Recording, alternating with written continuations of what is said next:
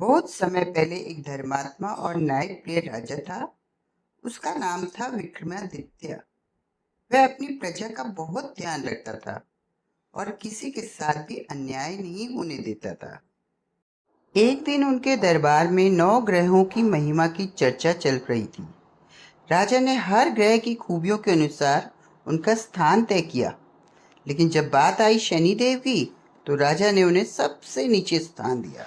बस कहानी यहीं से शुरू होती है।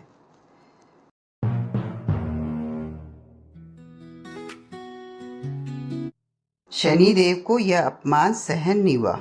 उन्होंने सोचा राजा को अपनी शक्ति का ज्ञात कराना चाहिए।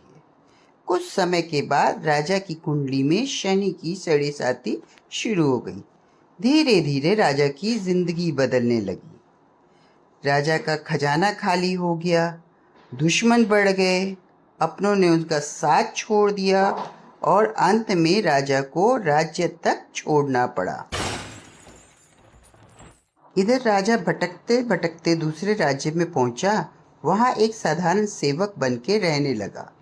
एक दिन उस राजा की रानी का कीमती हार चोरी हो गया था और शक गया सीधा गरीब सेवक विक्रमादित्य पर। राजा को पकड़ लिया गया और बिना किसी जांच के उनके हाथ पैर काट दिए गए।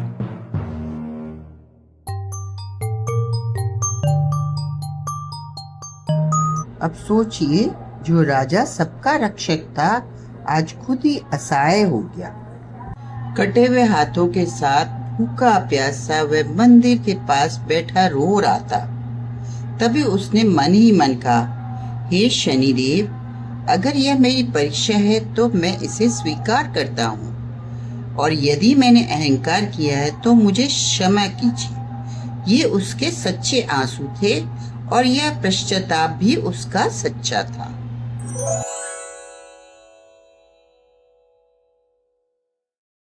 अचानक रात में शनिदेव स्वयं प्रकट हुए।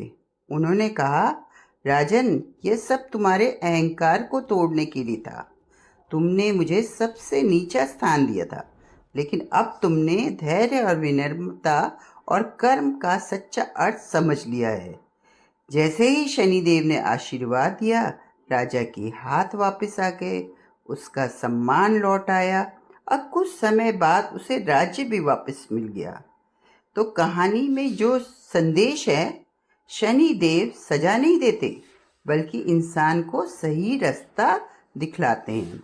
अहंकार कितना भी बड़ा क्यों ना हो, एक समय टूट ही जाता है। और ये जो कठिन समय होता है ना, असल में इंसान को मजबूत बनाने के लिए आता है। बोलिए जय शनिदेव।